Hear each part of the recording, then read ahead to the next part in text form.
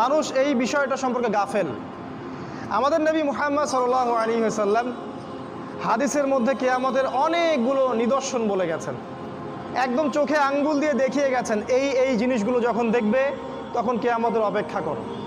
আপনাদের সামনে আমি কিছু তুলে ধরার চেষ্টা করছি।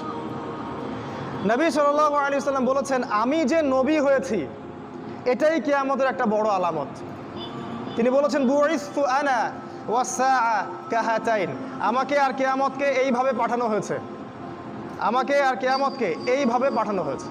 মানে এই দুই আঙ্গুলের মধ্যে যতটুকু দূরত্ব, আল্লাহ রাসূল সাল্লাল্লাহু আলাইহি ওয়াসাল্লাম আর কিয়ামতের মাঝখানে এতটুকু দূরত্ব আছে। এই হাদিসটা উনি বলেছেন 1400 বছর আগে।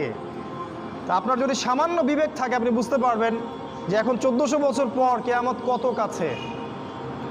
নবীজি আরও বলেছেন, আমার ইন্তেকাল কিয়ামতের একটা আলামত। তিনি আরও বলেছেন, কিয়ামতের অন্যতম নিদর্শন হচ্ছে মুসলিমদের ধন সম্পদ বাড়তে থাকবে।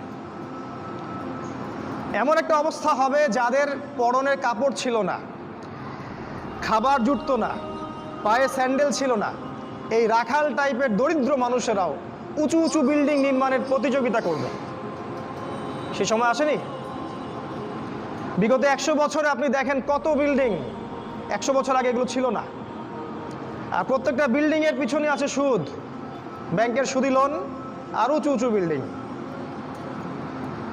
একটার সাথে একটা সম্পর্কিত। নবীজি আরও বলেছেন, শেষ জামানা বা আখিরুজ জামান বা কিয়ামতের আলামত হচ্ছে মানুষ পিতা মাতাকে সম্মান করবে না।